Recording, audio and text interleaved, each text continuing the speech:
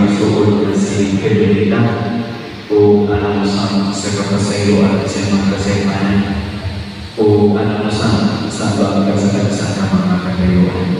Ug araman lang kita sa pagsaulog din sa Diyos isa maghinulsol kita sa atong mga sala.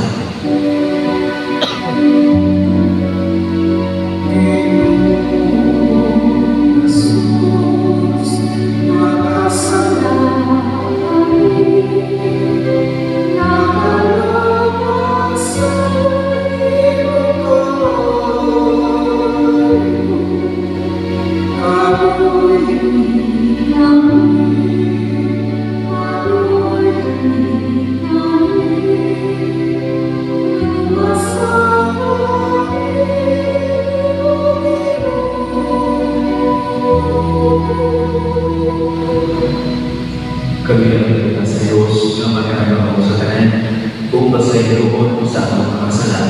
Dahil ang kalilahin ng Diyos sa dinabuhi dahil magampo kita sa iyong katubangan na Ginoo ang pamananamangay buhi huwag ang akong lakas ng ipatapos diyan sa kamatayan kundi mo sa naman kinaali sa iyong walo. Pantay mo ang akong mga pagampo kung gawang at namahinang ko ng iyong anak na si Fidelita nagdo sa pag-iuban ng kanahang ng among mamahan sa bato uban ang masaya sa katapusan ng alaw ang anilaw sa pagbago. Tungod sa iyong bukman, linisi siya sa kanang kasalanan na iyong namuhan sa pagkakuyong pasiya sa kalimutan.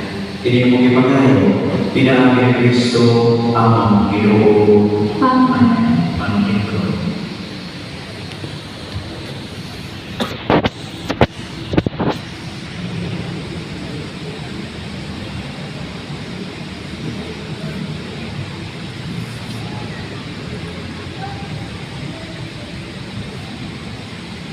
Tinutlo ikan sa sulat ng Santo at sa Tagapagod.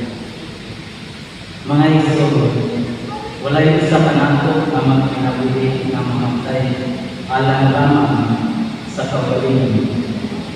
Kung buhin kita, ang atong pagkinabuhi alang sa Ginoo. Kung mamatay alang sa kita sa Ginoo. Busa, buhin kung patay iya kita sa Ginoo.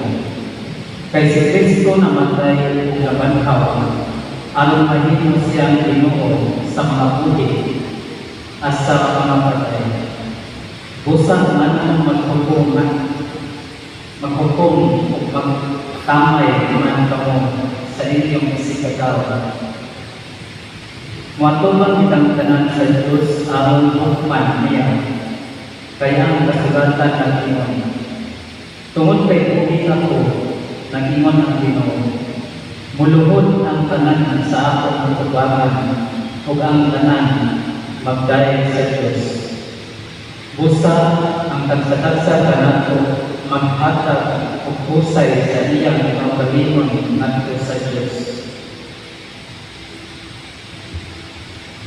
Ang tulong sa Ginoo. Salamat sa Diyos.